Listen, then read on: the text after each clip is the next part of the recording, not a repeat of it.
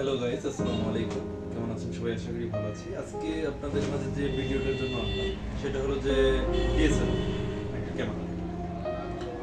তো এই ক্যামেরায় ছবি তোলা বা ভিডিও করা কতটুকু কি, বা একজন মানুষ ছবি তুলবে, ক্যামেরা দেখতেছে যে ডিএসএলআর হাতে, অনেক কঠিন নাকি সোজা? তো এটা প্রশ্ন আসতে পারে, বা এর সেটিংগুলো কি কি হতে পারে। ঠিক আছে, সাপোজ তো দেখলে আপনারা বুঝতে পারবেন যে আসলে কি কি সেটিং জানা দরকার বা বোঝা দরকার। আচ্ছা, মূলত প্রফেশনালি ছবি তোলা হয় ম্যানুয়াল মোডে। এই যে উপরে এমজি লেখা দেখছেন, আর এটা উপরে হলো অনেকগুলো অপশন দেওয়া আছে। তারপরে এমতে ম্যানুয়াল বোঝায়। আচ্ছা, ম্যানুয়ালে সব ধরনের মানে ফটোগ্রাফি, সিনেমেটোগ্রাফি বা যেটাই বলেন আপনি, সেটা ম্যানুয়ালে করা হয়। এটা শুধুমাত্র ফটোগ্রাফির জন্য না, ভিডিওগ্রাফির জন্য সহ এই ম্যানুয়ালে কাজ করা হয়। ঠিক আছে, তো এখানে আমি যদি উপরে দেখাই, এই উপরে দেখেন এই যে অ্যাপারচার, ড্রাইভ, আইএসও, ঠিক আছে, শাটার স্পিড, সব কিছু, ফোকাস পয়েন্ট দেওয়া আছে। তো অপশনগুলোর কিছু কিছু বৈশিষ্ট্য আছে। ঠিক আছে, সবগুলোর কাজ একরকম না, আর কিছু কিছু সামঞ্জস্যপূর্ণ। যেমন ধরেন আইএসও এবং শাটার স্পিড দুইটা জিনিস। আইএসও কি, শাটার স্পিড কি? আচ্ছা, আমি দেখাচ্ছি। আইএসও এবং শাটার স্পিড, ঠিক আছে। শাটার স্পিড বলতে বোঝায় যে এক সেকেন্ডের কতটুকু সময়ে একটা ছবি উঠবে, এটা হলো শাটার স্পিড। যে এক সেকেন্ডের কতটুকু সময়ে ছবিটা উঠবে। আর আইএসও এটা লাইট, আলো, এটা নির্ভর করে। আচ্ছা, আইএসও এবং শাটার স্পিড পার্থক্য থাকে। যদি আইএসও আপনি বাড়ান, এই যে আইএসও 200 দেওয়া আছে, হ্যাঁ, তো আইএসও যদি আপনি বাড়ান তাহলে আলো বাড়বে, লাইট বাড়বে। আপনি যদি কমান তাহলে লাইটটা কমবে, এটা একটা বিষয়। আর শাটার স্পিড যত বাড়াবেন তত আলো কমবে, অল্প সময়ের ভিতরে ছবি উঠবে।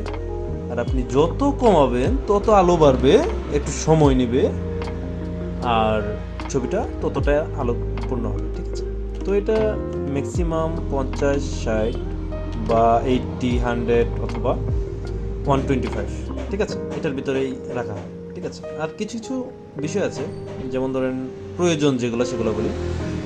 এখানে অনেকগুলো অপশন আছে, এগুলো আপনার হোয়াইট ব্যালেন্সের ক্ষেত্রে। হোয়াইট ব্যালেন্স, ঠিক আছে, অটোতে রাখতে পারেন বা আপনি যেভাবে রাখেন। তো ম্যাক্সিমাম প্রফেশনালি কাজ করতে গেলে কেলভিনে রাখতে হবে। যে কে যে অপশনটা দেওয়া আছে, দেখতে পাচ্ছেন যে কে, ঠিক আছে, তো কে এর অপশনটা হলো কেলভিন।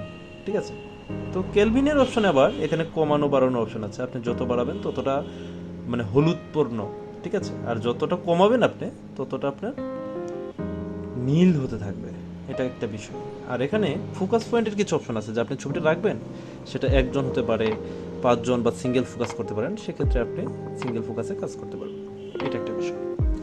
তো আরও কিছু অপশন আছে, যেমন ধরেন ফোকাসের আরও কয়েকটা অপশন আছে, আপনি দেখলে বুঝতে পারবেন। সিঙ্গেল ফোকাস মানে ফোকাসটা কেমন রাখবেন, ঠিক আছে, মিটারিং আছে, পেট্রিয়াল আছে, ঠিক আছে, স্পট আছে, তো সেন্টার ওয়াইড। আচ্ছা, এখানে আরেকটা বিষয় জানা ভালো, যে আপনি যখন ছবিটা তুলবেন আপনার মেন যে কাজটা হবে সেটা হলো এখানে আপনি ফোকাস করেন, আপনি বুঝতে পারবেন যে অনেকগুলো অপশন দেওয়া আছে। ঠিক আছে, এখানে আপনি খেয়াল করেন।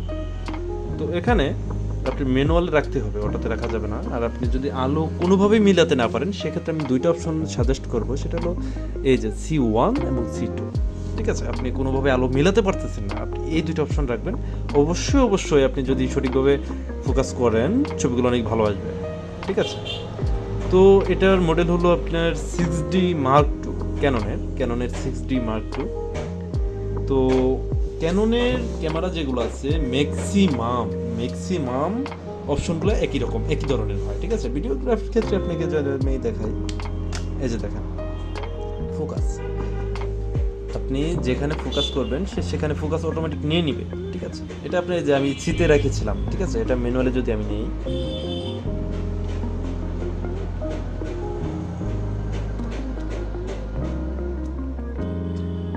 আমি ম্যানুয়ালে রাখলাম। ঠিক আছে, এখন আমি যদি আইএসও বাড়াই তাহলে লাইট বাড়বে। এক্ষেত্রে আবার আরেকটা অপশন আছে শাটার স্পিড, আমি যদি শাটার স্পিড বাড়াই তাহলে আলো বাড়বে। ঠিক আছে, এই যে শাটার স্পিড বাড়তেছে, দেখছেন? ঠিক আছে, আর যদি শাটার স্পিড অনেক বেশি করি তাহলে আলো কমতে থাকবে। আমি আমি আপনাদেরকে মানে সহজভাবে বোঝানোর চেষ্টা করলাম যে একটা ক্যামেরার নর্মাল ফাংশনগুলো ঠিক আছে। তো আপনারা চাইলে ইজিলি ট্রাই করতে পারেন ছবিগুলোর ক্ষেত্রে, বিশেষ করে ওয়েডিং বা ইভেন্টগুলো যেগুলো এই ক্ষেত্রে কিন্তু সমস্যাগুলো হয়, এছাড়া কিন্তু অন্য কোনো জায়গায় সমস্যা হয় না। ঠিক আছে, নর্মালি সময় পাচ্ছি, ছবি তুলতেছি, ভালো হচ্ছে না ডিলিট করতেছি, আবার দেখতেছি, ঠিক আছে। কিন্তু একটু যখন ওয়েডিং বা কোনো ইভেন্টে যাবেন, যে কোনো একটা ইভেন্টে যাবেন, তখন কিন্তু আপনি সময় পাবেন। একটা লোক দাঁড়াইছে, ক্লিক করতেছি, যে দেখি যে ছবিটা ভালো আসে না, ওই টাইমে দেখা যাবে যে সে চলে গেছে। কিন্তু আপনি তো তখন মেক করতে পারবেন না। এই জন্য আপনাকে প্রফেশনালি হতে গেলে আপনার কিছু কিছু বিষয় জানা খুবই জরুরি, ঠিক আছে। যখন দেখছেন আপনি ম্যানুয়ালি কোনোভাবে মিলাতে পারতেছেন না, আপনার ম্যানুয়াল দরকার নেই। আপনি যে অপশন দুইটা দেখা দিলাম, অটো বাদে, ঠিক আছে, C1 C2 অটোমেটিক ফোকাস করে নিন, যথেষ্ট পরিমাণ লাইট কন্ডিশন ভালো দিন, ঠিক আছে। তো সবসময় চেষ্টা করবেন ম্যানুয়ালি ছবি তোলার জন্য। ম্যানুয়ালি ছবি সত্যি ভালো হয়, ফোকাসগুলো যদি আপনি সঠিকভাবে করতে পারেন, সেক্ষেত্রে আপনার লেন্সের কিছু অবদান আছে। আপনি প্রাইম লেন্স ইউজ করতে পারেন, জুম লেন্স, কিট লেন্স যেটা ইউজ করেন, তো সেখানে কিছু অবদান আছে, ঠিক আছে। কিন্তু আপনার ম্যানুয়ালি গাইডলাইন হলো এই অপশন। আপনারা কোনো ইভেন্ট বা কভারেজের জন্য প্রফেশনালি আপনার ডিএসএলআর হোক বা ভিডিও ক্যামেরা হোক, যে কোনো ক্যামেরা, ড্রোন বলেন, সনি বলেন, ক্যানন বলেন, নাইকন বলেন, ঠিক আছে, এ টু জেড সার্ভিস যদি আপনারা পেতে চান বা ফটোশুট করাতে চান, ঠিক আছে, সিনেমেটিক হোক বা ভিডিওগ্রাফি, যেটা আপনি করাতে পারবেন।